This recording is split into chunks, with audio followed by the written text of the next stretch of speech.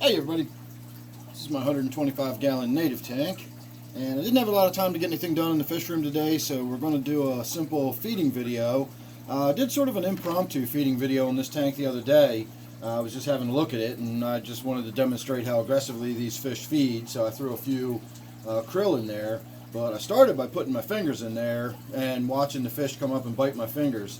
So we're going to do basically the same thing again today, except this is going to be a full feeding video. I'm going to go around and feed all the rest of the fish while you are enjoying this fish tank.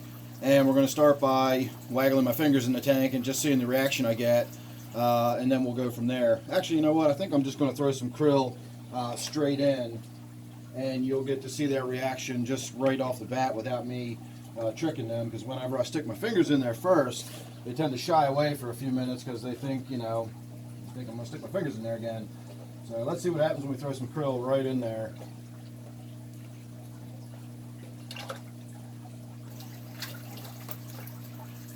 And I always have to keep the opening of the container facing away from the fish tank, because water does come out the top, believe me. I get facefuls of it all the time.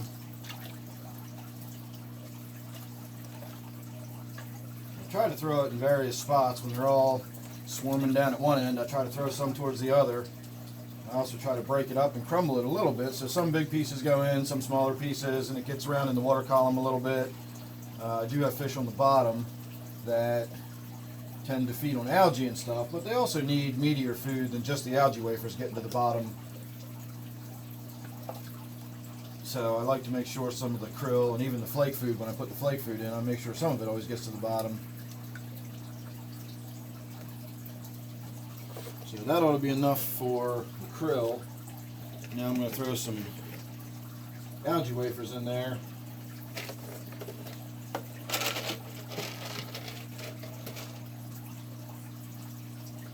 And these I usually crumble up into medium to small size pieces so they get scattered around. The big creek chub, the one everybody calls chubs, he can put, you know, whole entire algae wafers in his mouth, no problem.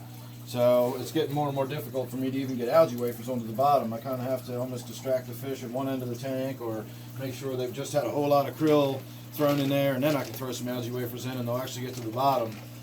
In addition to the native fish, the white suckerfish, I also have sailfin pleco in this tank, and I also have a Chinese algae eater.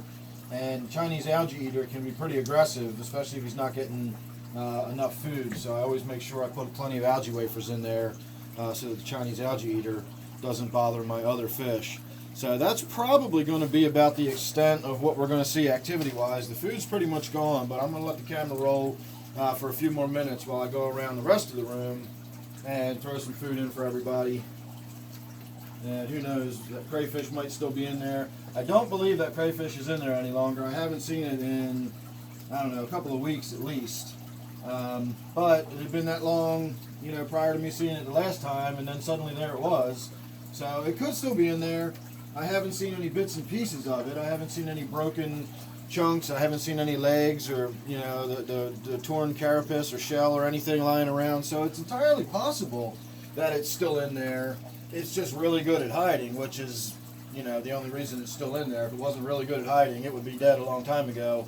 In all likelihood, those creek chubs in there are pretty aggressive when it comes to feeding. I've watched them just tear crayfish apart.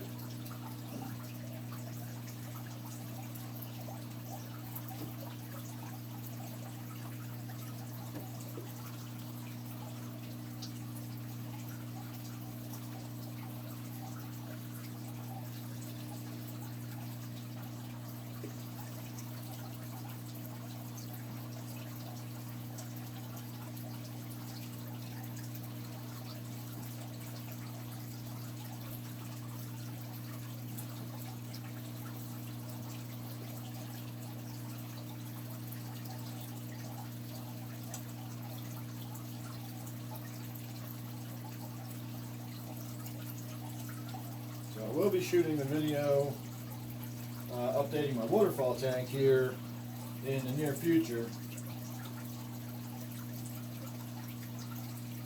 I just have not had time to get to it. Not a whole lot going on change-wise. I did add a new light to it. I've already shot a video about that, so that's not anything that's, you know, unseen by anybody. But there's some new fish in the tank. I've caught a few new fish down the street. The plants are starting to grow in really nicely. One of my viewers sent me some bulbs. I don't know. I don't have a lot of hope for the bulbs. They seemed really desiccated when they got here, really dried out. So I'm not sure whether they're going to take or not. But I did get some bulbs planted in there. I found some bulbs of my own around the yard, and I tucked them in, so we might actually get to see some spring flowers coming up in there in the very near future. And just in a generalized way, it's probably about time to have an update on that tank, since I skipped it in my last Around the World update. So unfortunately, this is all I'm going to have time for tonight. I will probably be in here tomorrow. We're supposed to get snow overnight and snow all day tomorrow, so I'm probably going to be cooped up in the house, and hopefully we'll be able to get some stuff taken care of, and I'll get some video shot of the little odds and ends going on around here in the fish room as always. So thanks for watching this one. Make sure you're subscribed. Don't forget, this one is my 125-gallon native tank. Hope you enjoyed, and I'll see you real soon in the next one.